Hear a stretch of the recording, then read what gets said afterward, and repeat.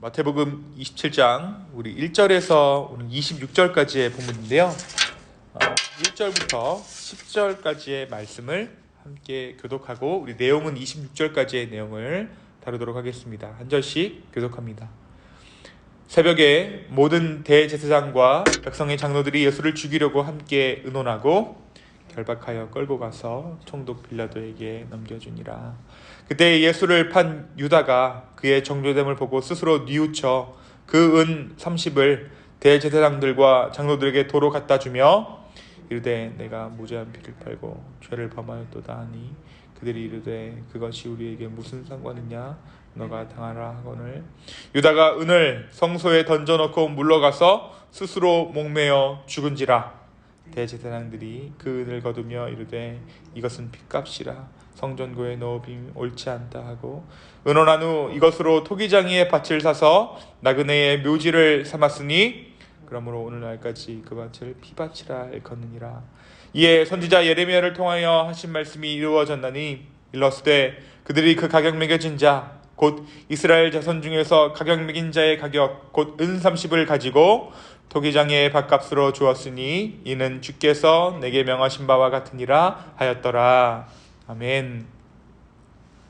오늘은 성목요일입니다. 우리가 세족 목요일이라고도 하는데요. 목요일이란 이 성목요일은 고난주간의 목요일이죠.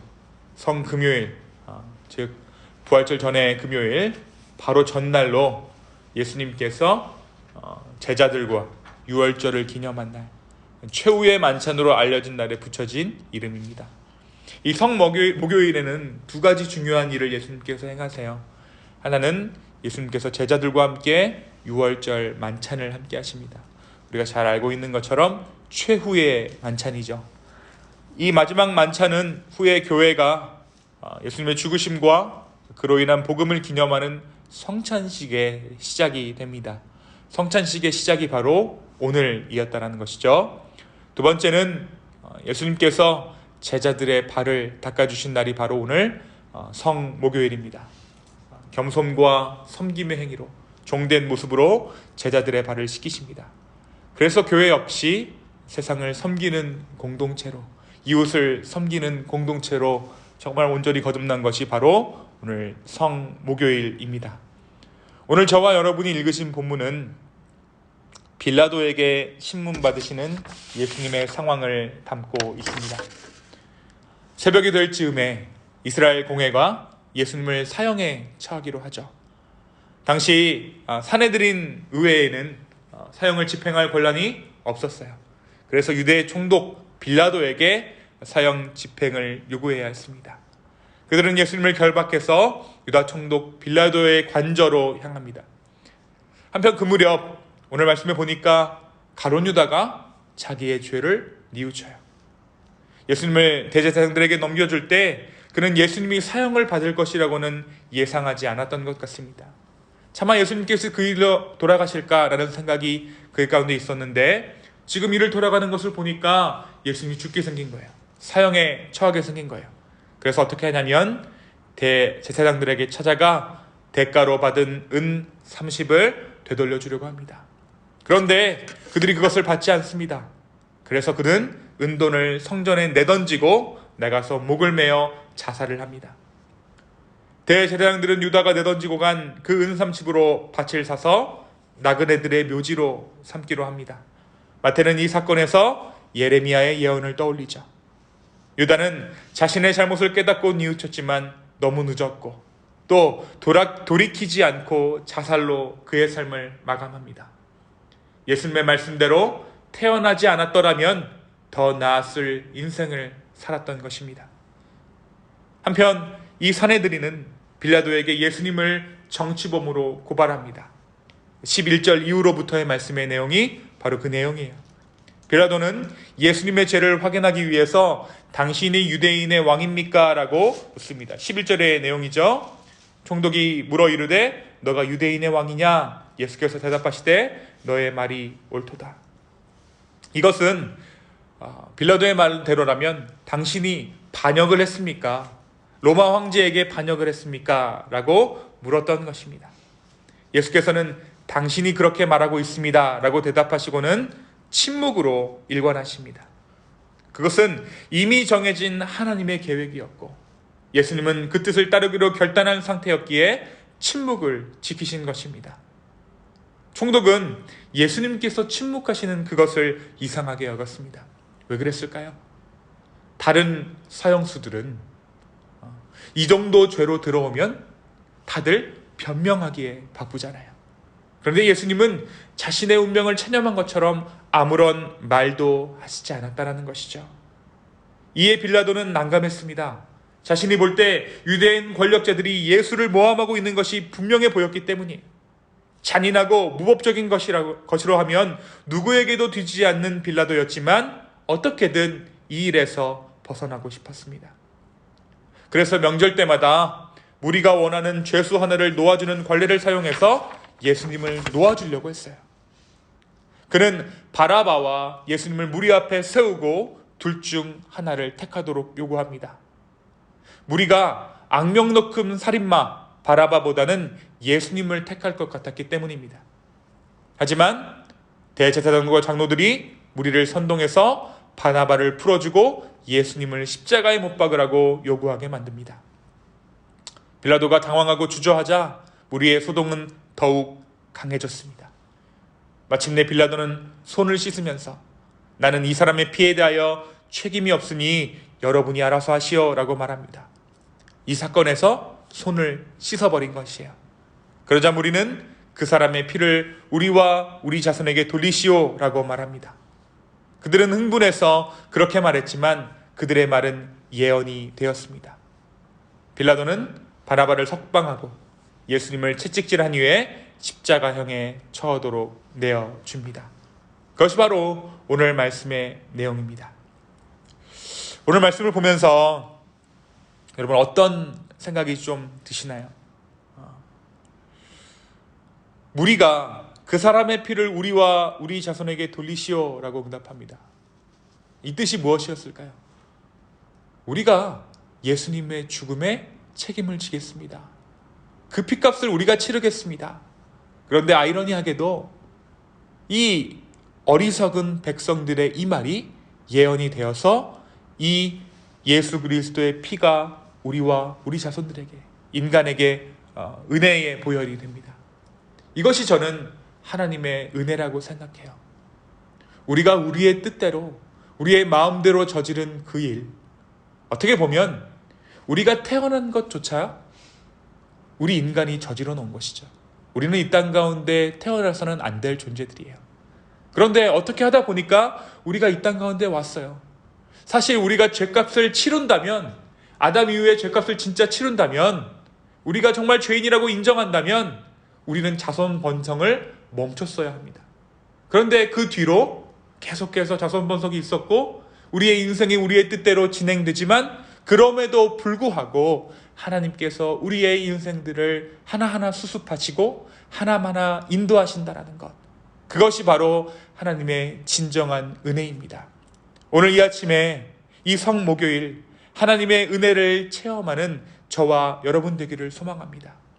이 핏값, 이것에 관한 이 은혜에 대한 말씀이 우리 더욱더 드러나는 것은 이후에 이전에 가룟 유다의 사례를 통해서 더욱더 알 수 있습니다.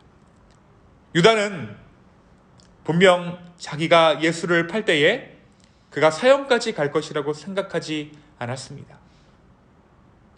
하지만 그의 예상과는 달리 예수님은 그 일로 사형수가 되어서 십자가에 달려 돌아가셨어요. 우리 역시 이런 식으로 죄를 짓습니다. 그런데 우리의 죄가 예수 그리스도를 십자가에 못 박을 만한 죄라고까지는 생각하지 못하는 것 같아요. 교회 다니는 사람, 그러니까 죄인 중에서도 썩 괜찮은 죄인으로 우리가 살아가고 있는 것은 아닌가, 오늘 이 말씀을 통해 생각해 봅니다. 내가 짓는 죄는 아무도 모르겠지 하는 그 죄가 예수님을 십자가에 못 박았습니다. 다른 커다란 죄들이 예수를 죽인 것이 아니라 내가 속으로 짓는 그 죄가 우리 예수님을 십자가에 못 박았다는 사실입니다. 한편 오늘 말씀에서 가룟 유다는 회개했어요. 어떻게 회개합니까? 자기가 받은 은 30냥을 돌려주는 것으로 회개했어요. 그들이 받지 않자 가룟 유다가 어떻게 하냐면 자기의 종교적인 마음으로 그 은 30냥을 성전에다가 던져버려요. 그는 그것으로 자기의 죄값을 치렀다라고 생각했던 것이에요. 하지만 그것은 결코 그의 죄값이 될 수 없었습니다. 결국 십자가의 예수 그리스도의 대속의 사랑을 끝까지 이해할 수 없었던 가룟 유다는 스스로 목숨을 끊어 죄값을 치릅니다. 진짜 회개란 또 그 죄를 지울 수밖에 없는 나 스스로를 인정하는 것이에요. 죄 지은 것을 원상복구하고 나에게 책임이 없습니다 라고 말하는 것은 회개가 될 수 없습니다. 그것은 소위 말하는 손해배상일 뿐. 오늘 빌라도가 손을 씻습니다. 가룟 유다가 목을 메어 죽습니다. 이 말은 뭐냐면 이 죄가 나에게는 더 이상 책임이 없습니다라는 책임 전가일 뿐 회개가 될 수 없다라는 것이에요. 진짜 회개는 뭐냐? 진정한 회개를 제가 감히 이야기해 보면 용서를 구하지만 그럼에도 불구하고 그 순간이 똑같이 나에게 반복된다라고 하더라도 또 다른 선택을 하지 않을 것 같은 나 자신을 주님께 올려드리는 것, 그것이 바로 회개예요. 우리가 인생의 순간을 한번 돌아보십시오. 나에게 똑같은 일이, 내가 정말 죄 가운데 있었던 그 순간에 나에게 똑같은 일이 나에게 다시 닥친다면 내가 그 선택을 하지 않으리라는 보장을 어떻게 할 수 있겠습니까? 우리는 또 그 선택을 하게 될 것이에요. 그래서 베드로는 자기가 제자됐던 모든 삶을 던져버리고 갈릴리로 돌아가 버린 것이죠. 반대로 이 유다는 그 죄값을 자기 스스로 치르고 목매어 죽어버립니다. 사랑하는 여러분,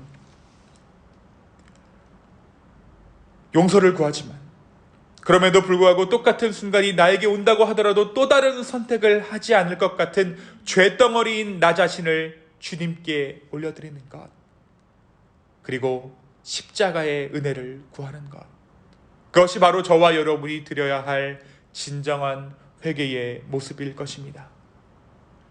주님, 내가 회개했으니까, 내가 용서를 구했으니까 더 이상 이 일은 내가 당할 만한 일이 아닙니다 라는 그러한 책임 전가의 회개가 아닌, 또 죄를 지을 수밖에 없는 죄인의 모습을 진정으로 회개하는 저와 여러분의 이 아침 되기를 예수 그리스도의 이름으로 축원합니다. 바로 그때에 주님께서 우리 가운데 은혜를 허락해 주실 것입니다. 십자가의 그늘을 우리 가운데 허락해 주실 것입니다. 이 십자가의 그늘 안에 온전히 우리의 죄됨을 고백할 수 있는 저와 여러분의 오늘 이 하루 되기를 예수님의 이름으로 축원합니다. 이 시간 함께 기도하겠습니다. 주님, 가룟 유다의 핏값은 자기의 죄를 사하기에 너무나도 부족한 터무니없는 핏값이지만 예수 그리스도의 핏값으로 모든 인류의 죄악을 사하신 그 놀라운 은혜를 오늘 이 아침에 체험하기를 원합니다. 주님, 우리의 핏값이 아닌 예수 그리스도의 핏값, 예수 그리스도의 은혜를 오늘 이 아침에 우리로 하여금 맛보게 하여 주십시오. 주님, 책임 전가의 회개가 아니라, 회피가 아니라 또 죄를 지을 수밖에 없는 우리의 존재를, 우리 연약한 존재를 주 앞에 들고 나아갑니다. 우리 가운데 함께하여 주시고 은혜 베풀어 주십시오. 오늘 이 아침에 우리가 구할 것이 주님의 은혜뿐입니다. 성령 하나님, 우리 가운데 함께하여 주시고 우리 가운데 은혜를 허락하여 주시옵소서. 주님 감사합니다. 이 모든 말씀 살아계신 예수님의 이름으로 기도하였습니다. 아멘.